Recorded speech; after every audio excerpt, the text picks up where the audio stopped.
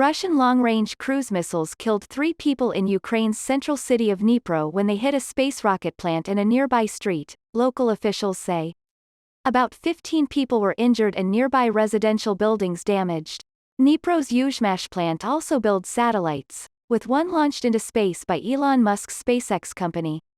Another 2 died when dozens of Russian rockets were fired at Nikopol, south of Dnipro, a regional leader said. The BBC's Joe Inwood in the capital Kyiv says that as Russia's ground offensive in the east has slowed down, there has been an increase in the number of attacks from the air, often hitting city centers. Air raid sirens sounded right across Ukraine last night, he reports. A graphic photo from Dnipro following this morning's attack showed a man lying face down, his head covered in blood. He was said to be a local bus driver who had just finished his shift. Dnipro has taken in many Ukrainians fleeing the fighting further east, in the Donbass, where Russia has concentrated its ground forces. In a Facebook post, Mayor Boris Filatov urged civilians to leave the city. There is no room for women, children and the elderly, and those who can and want to leave, he said.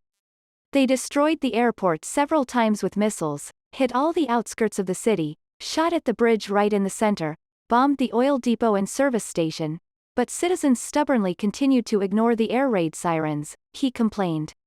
After the tragedies of Kremenchuk and Vinnytsia, I really hoped that at least someone would come to their senses. A Russian cruise missile strike killed at least 23 people and wounded dozens on Thursday in Vinnytsia, Ukrainian officials said. The city lies southwest of Kyiv, even further from the Donbass front line than Dnipro. The Ukrainian military says those missiles were fired by submarines in the Black Sea. Those that struck Dnipro, they said, came from bombers flying over the Caspian Sea.